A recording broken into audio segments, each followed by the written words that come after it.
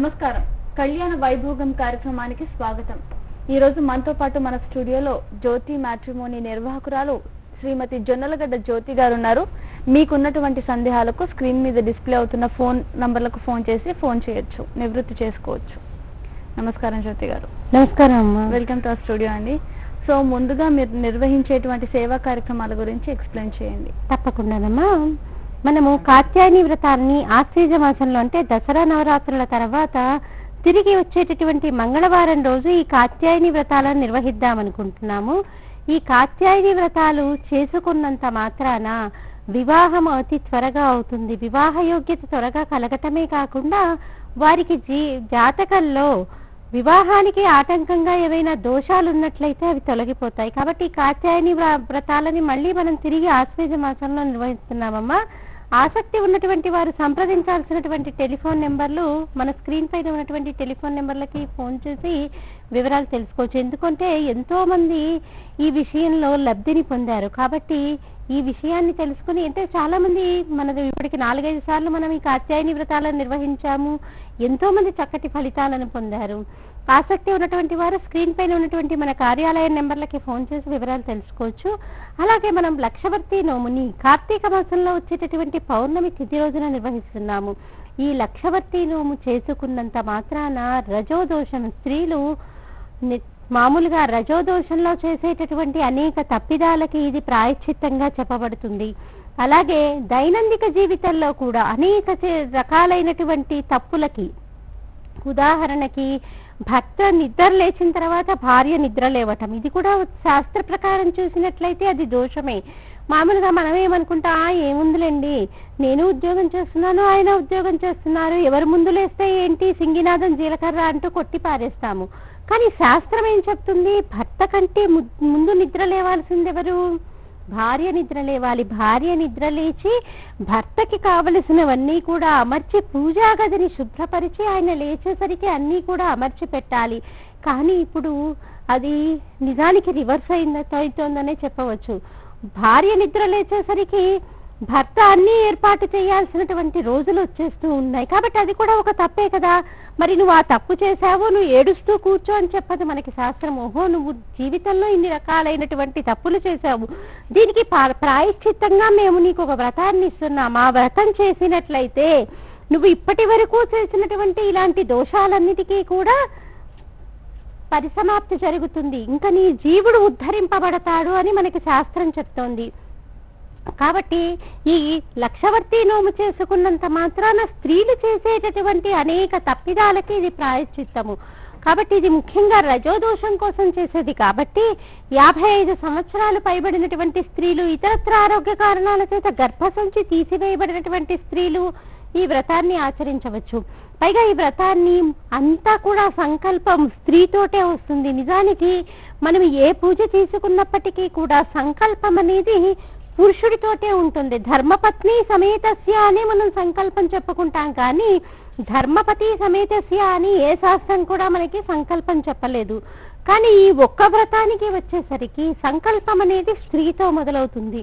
అంటే ఇది స్త్రీలు ముఖ్యంగా వారి యొక్క చేసినటువంటి తప్పులకి ప్రాయశ్చిత్తంగా, కాబట్టి స్త్రీ సహితంగా వస్తుంది. కాబట్టి ప్రతి స్త్రీ కూడా ఆచరించాలి. భర్త లేనటువంటి వారి కూడా ఈ వ్రతాన్ని ఆచరించవచ్చు.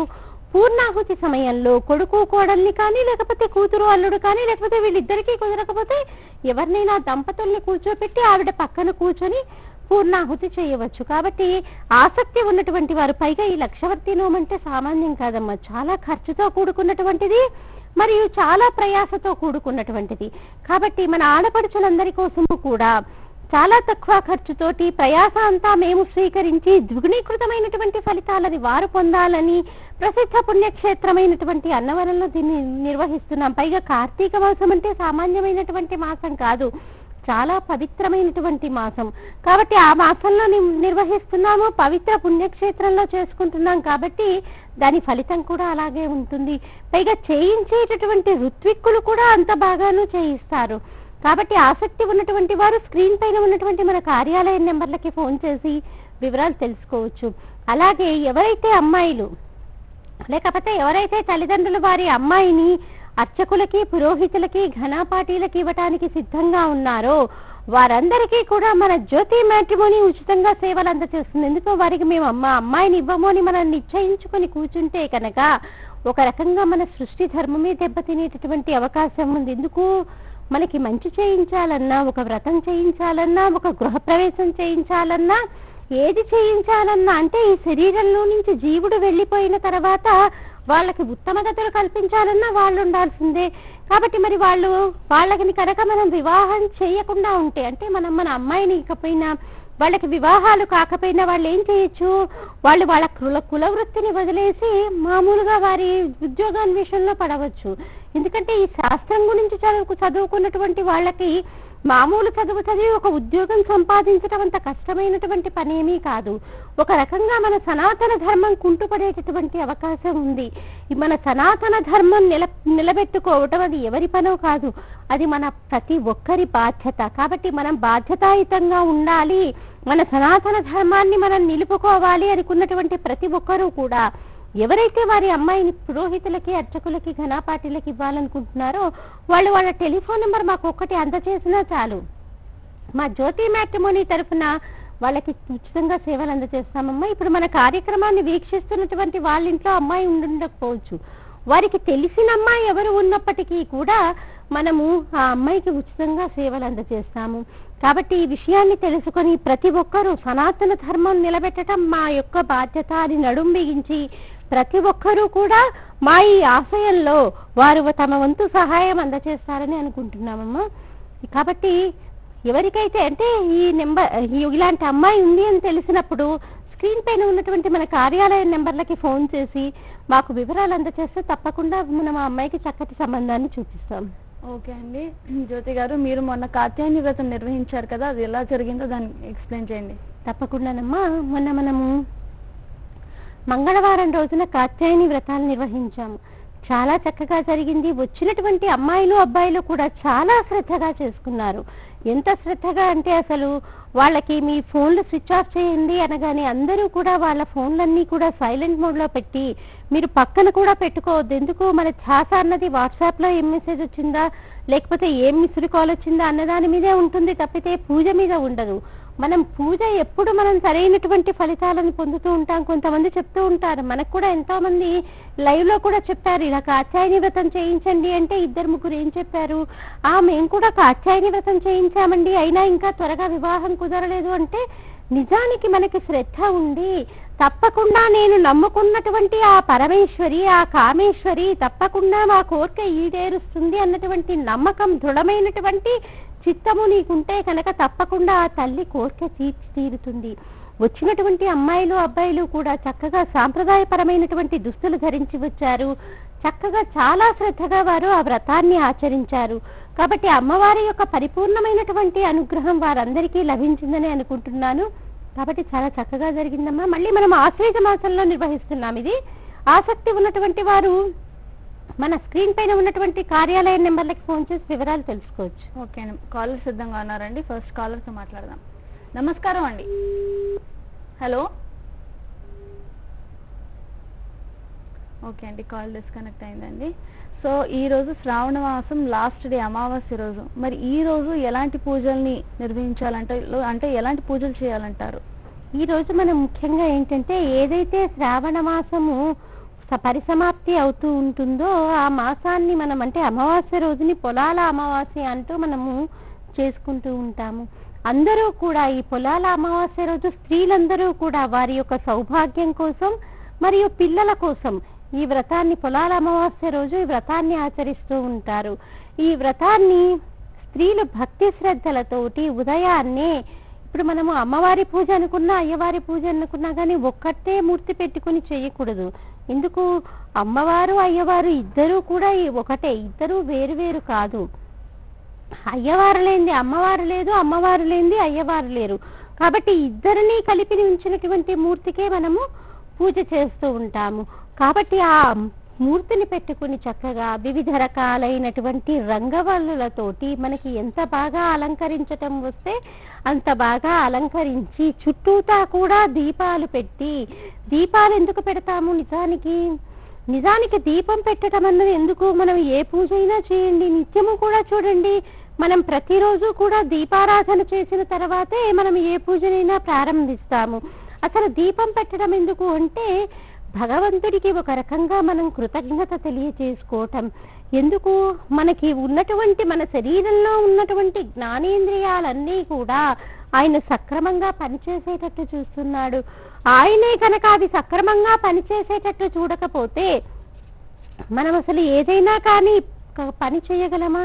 మనకి ముఖ్యంగా జ్ఞానేంద్రియాల్లో చెప్పుకునేదేంటి? కంటిని మనం ప్రధానంగా చెప్పుకుంటాం. సర్వేంద్రియాణం నయనం ప్రధానం అనేసి మనం కంటిని ముఖ్యంగా చెప్పుకుంటాము. మరి మనకి ఈ కంటికి మనకి చూడగలిగేటటువంటి శక్తిని ఇచ్చారు కాబట్టి మనము నిత్యము కూడా మన పిల్లల్ని మనసారా చూసుకోగలుగుతున్నాము. మన బంధువులని, మనకి కావలసినటువంటి వారిని ఎంతో ప్రేమగా చూసి ఆనందిస్తూ ఉన్నాము. కాల్ సిద్ధంగా ఉన్నారండి. నమస్కారం అండి. మేడం ప్రోగ్రామ్ చూస్తామండి. ఓకే అండి, ముందుగా మీ పేరు చెప్పండి, ఎక్కడి నుంచి మాట్లాడుతున్నారు? రామగోపాలరావు. రామగోపాలరావు. అవునండి. ఎక్కడి నుంచి అండి? అల్వారండి. ఓకే అండి, జ్యోతి గారు ఉన్నారు, మాట్లాడండి. హలో మేడం గారు నమస్కారం అండి. అమ్మా నమస్కారం, చెప్పండి. మీ ప్రోగ్రామ్ ఇప్పుడు చూస్తూ ఉంటాను. చాలా మంచి మంచి సేవ చేస్తున్నారు. చాలా సంతోషం అండి. ప్రత్యేకంగా మన బ్రాహ్మణ కమ్యూనిటీకి మీకు చేస్తున్న సేవ ఎవరు లెక్క కట్టలేదు. ఓ చాలా సంతోషం అండి.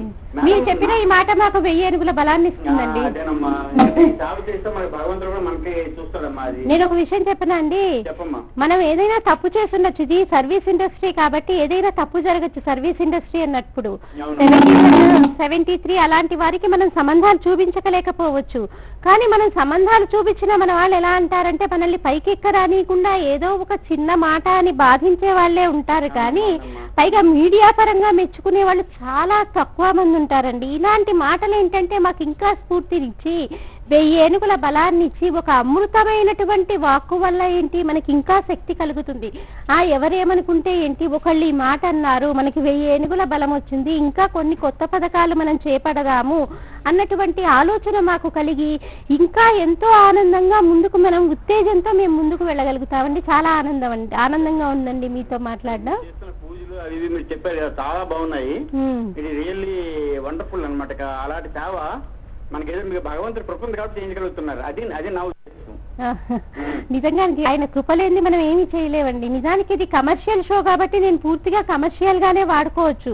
ఒక సంబంధాలు తీసుకోవటం, లేకపోతే నేను నా దగ్గర ఉన్నటువంటి సంబంధాలు చదువుతూ నేను పూర్తిగా మన కార్యక్రమాన్ని వ్యాపారాత్మకంగానే చేయవచ్చు. మా ఆలోచన ఏంటి, ఇది ఒక వ్యాపారమే అయినప్పటికీ కూడా సమాజంలో మన వివాహ వ్యవస్థ మీద ఒక రకమైనటువంటి అవగాహన కనిపించాలి. ఎందుకు ఇప్పుడు యువతకి అందరూ నేను అనను కానీ కొంతమందికి ఎలాంటి ఆలోచన కలుగుతోందంటే వివాహం అసలు ఎందుకు, మేము ఆనందించాల్సినటువంటి జీవితాన్ని మేము ఆనందిస్తున్నాం కదా, వివాహం అన్నది ఒక బంధికాన అన్నటువంటి ఆలోచనకి యువత వెళ్ళిపోతుంది. దాన్ని బట్టి దాని నుంచి మనం పక్కకు తీసుకొచ్చి వివాహం అనేది చాలా పవిత్రమైనటువంటి బంధము, దాన్ని మనము మన జీవితాంతం వరకు పదిలంగా కాపాడుకోవాలి. ముఖ్యంగా మా ఉద్దేశం ఏంటంటే విడాకుల శాతాన్ని మనం తగ్గించాలి అన్నదే మన ఉద్దేశం.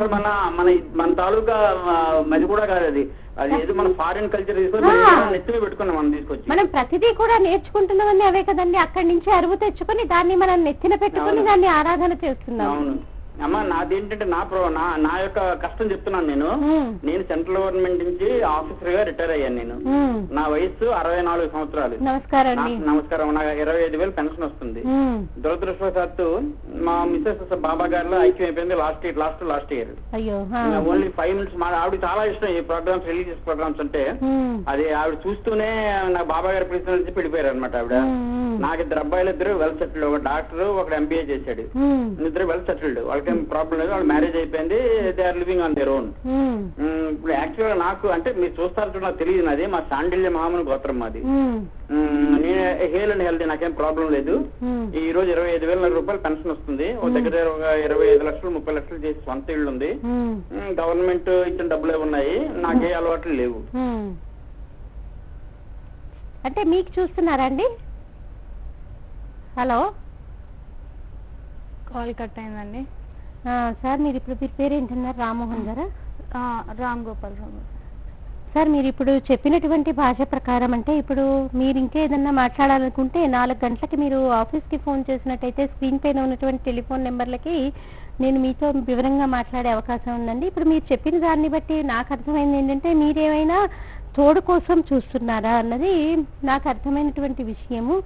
ఏ వయసు వారికైనా మన బ్రాహ్మణుల్లో చాలా మంది ఉంటారండి. అంటే చాలా గబగబా చెప్పగలుగుతాను అని నేను చెప్పను, కానీ కొంతమంది ఉన్నారు. ఎందుకంటే ఒకరికి మనకి ఇక్కడ మేము ఉండేది మల్కాజ్గిరి ఆర్కే నగర్లో ఉంటాము. మా ఇంటికి దగ్గరలోనే దయానంద్ నగర్లో ఉండేటటువంటి వారికి ఆయన సెంట్రల్ గవర్నమెంట్లో పనిచేస్తారు. ఆయనకి కూడా పాపం భార్య వియోగం జరిగితే ఇప్పటి పిల్లలు ఏమున్నారండి, పిల్లలకి ఎంతసేపు తల్లి తండ్రి సంపాదించినటువంటి ప్రాపర్టీ మీద ఉన్నటువంటి ప్రేమ, అయ్యో తండ్రి ఒంటరిగా ఉన్నాడే, లేకపోతే తల్లి ఒంటరిగా ఉందే, ఆవిడ్ని ప్రేమగా చూసుకుందాము, వాళ్ళు జన్మనిచ్చినటువంటి వారు వారికి తోడుగా ఉందాము అన్నటి ఆలోచన నిజానికి వారికి మనసులో ఉన్న వారి వృత్తిరీత్యా ఉన్నటువంటి ఇబ్బందుల వల్ల వాళ్ళు నిజానికి వారి ప్రేమని తల్లిదండ్రుల మీద పూర్తిగా వెళ్ళగక్కలేకపోవచ్చు.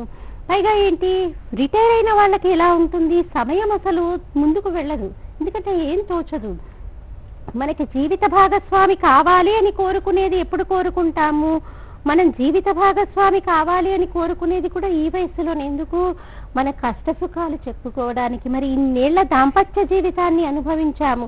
ఈ దాంపత్య జీవితంలో మనం పడ్డటువంటి కష్టాలేంటి, సుఖాలేంటి అన్నటువంటి విషయాలని మనము ఆ సమయంలో కనుక నెమరు వేసుకుంటూ ఉంటే ఎంత ఆనందంగా ఉంటుంది ఆ భార్యాభర్తలకి. నిజానికి వివాహమైనటువంటి కొత్తల్లో వాళ్ళు ఎన్నో కీచులాటలు ఆడుకొని ఉండవచ్చు. ఎన్ని కీచులాటలు ఆడుకున్నప్పటికీ కూడా ఈ జీవితం రిటైర్ అయిపోయిన తర్వాత, అంటే ఒక రకంగా చరమాంకం స్థితికి వచ్చేటప్పటికీ వారు పడ్డటువంటి కష్టాలని సుఖాలని గుర్తు చేసుకోవటమే మనము స్వీట్ మెమరీస్ గా చెప్పుకోవచ్చు. కానీ ఇప్పటి వాళ్ళకేంటి, స్వీట్ మెమరీస్ అంటే ఏంటి, ఒక డైమండ్ నెక్లెస్ ఇస్తేనే గిఫ్ట్ గా అది ఒక స్వీట్ మెమరీగా గుర్తుంచుకుంటారే తప్పితే వాడు పడ్డటువంటి కష్ట సుఖాలని మళ్ళీ మళ్ళీ గుర్తు చేసుకుంటూ వారి జీవితాన్ని అనుభవించటాన్ని వాళ్ళు ఒక స్వీట్ మెమరీగా చెప్పుకోలేరు. కాబట్టి వారికి నిజానికి ఎలాంటి ఆవశ్యకత ఉందో వారు 4 గంటల తర్వాత కనుక మన ఆఫీస్ నెంబర్లకు ఫోన్ చేస్తే, మనం ఇలాంటి వివాహం చేసింది, ఆవిడకి వివాహమై పాపం భర్త గారు చనిపోయారు, ఈయనకు కూడా భార్య చనిపోయింది, వాళ్ళ పిల్లలు కూడా వివాహ వయసుకి వచ్చి ఉన్నారు, అయినప్పటికీ కూడా వాళ్ళిద్దరినీ ఒకటి చేశాము. పైగా వాళ్ళ అబ్బాయికి వివాహం చెయ్యాలనుకున్నది కూడా ఎవరు, అబ్బాయి తండ్రి గారు. అబ్బాయి అంటే ఆ అంకుల్ తండ్రి. ఆయనకి అప్పటికే 64 ఏళ్ళు, 64, 65 ఏళ్ళు ఉండేవి. ఈవిడ కూడా 59లో పుట్టారు. కాబట్టి ఒక 2 ఏళ్ల తేడాతో ఇద్దరు పిల్లలు కూడా ఒప్పుకొని, ఇటు ఈయన తల్లిదండ్రులు, ఇటు ఈవిడ యొక్క అన్నదమ్ములు, పిల్లలు అందరూ కలిసి ఆ వివాహం చేశారు. కాబట్టి ఇలాంటివి చేసిన ఉన్నాయండి. మీకు ఒకవేళ అలాంటి ఆవశ్యకత ఏదైనా ఉంటే కనుక మీరు 4 గంటలకు ఒకసారి ఫోన్ చేయండి సార్, తప్పకుండా నేను మాట్లాడతాను. ఓకే అండి, మరో కాలర్ కూడా సిద్ధంగా ఉన్నారండి. నమస్కారం అండి. నమస్కారం అండి. మీ పేరు చెప్పండి. నా పేరు లక్ష్మి అండి. ఎక్కడి నుంచి మాట్లాడుతున్నారు లక్ష్మి గారు? హైదరాబాద్ అండి. హైదరాబాద్ నుంచి. లక్ష్మి గారు, జ్యోతి గారు ఉన్నారు, మాట్లాడండి. హలో, నమస్కారం అండి. అమ్మా నమస్కారం. చెప్పండి లక్ష్మి గారు, మీ దగ్గర వివాహానికి ఎవరున్నారు? మా బాబు గురించి అడగాలనుకుంటున్నానండి. చెప్పండి అమ్మా. అబ్బాయి పూర్తి పేరు చెప్పండి అమ్మా. అబ్బాయి పేరు వెంకట నాగమణి ప్రభాకర్ అండి.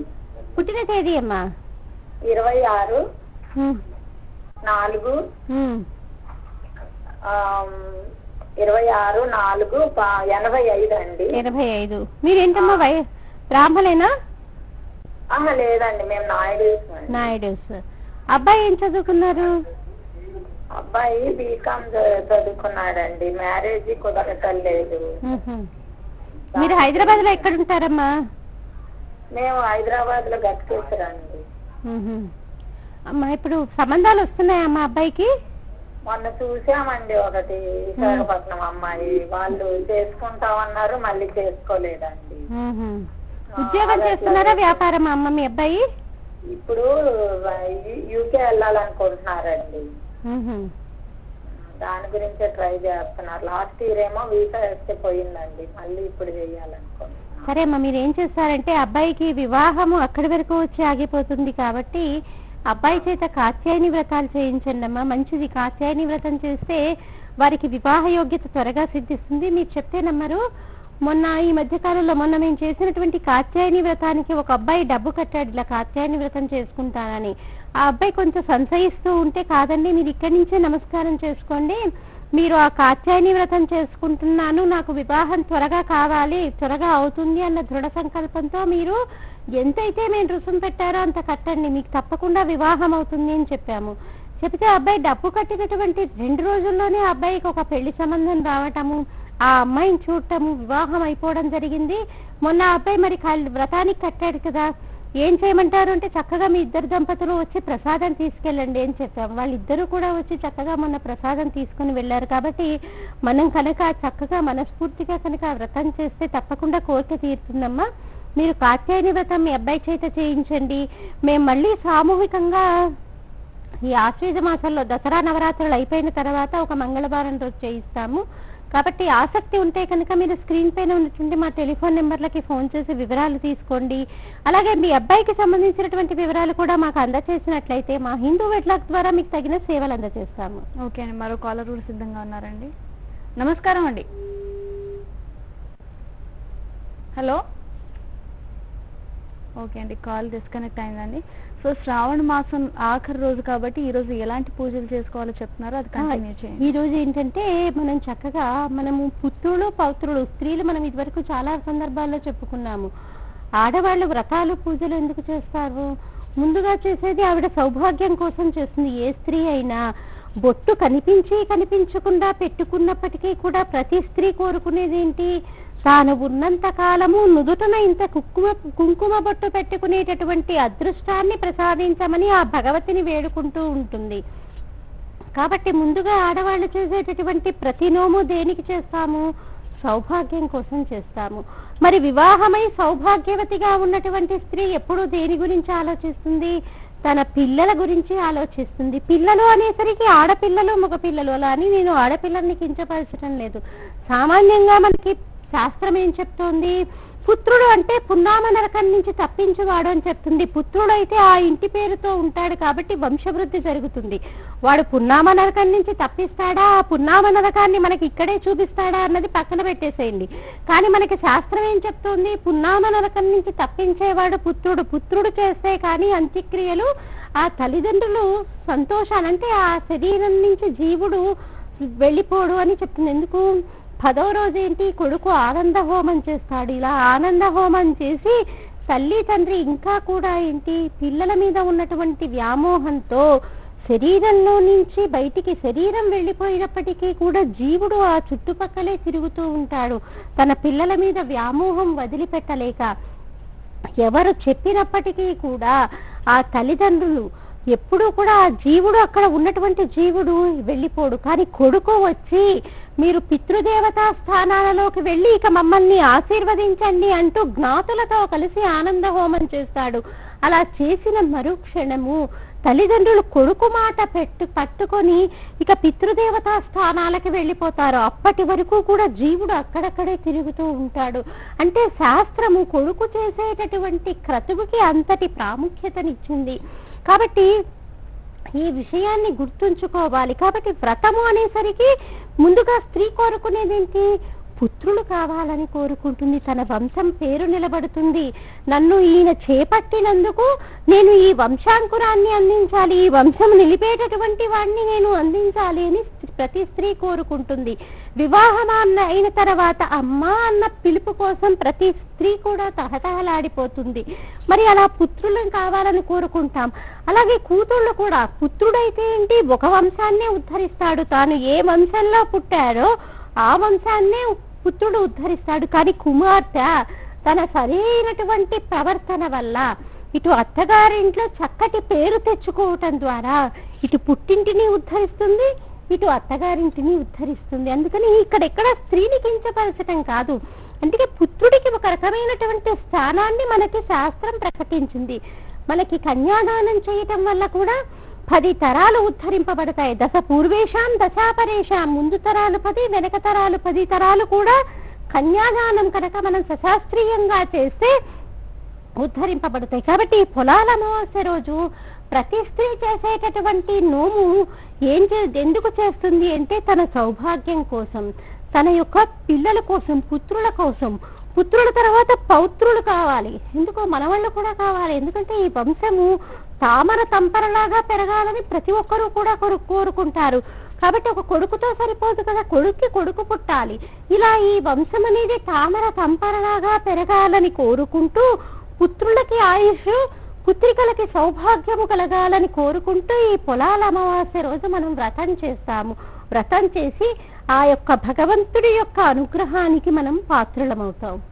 ఓకే జ్యోతి గారు, ధన్యవాదాలండి. మీరు మా స్టూడియోకి వచ్చి మా ప్రేక్షకులకు మీ విలువైన సలహాలు సూచనలు అందించినందుకు ధన్యవాదాలండి. చూశారు కదండి, ఇది ఇవాల్టి కళ్యాణ వైభోగం కార్యక్రమం. చూస్తూనే ఉండండి భారత్ టుడే. నమస్కారం.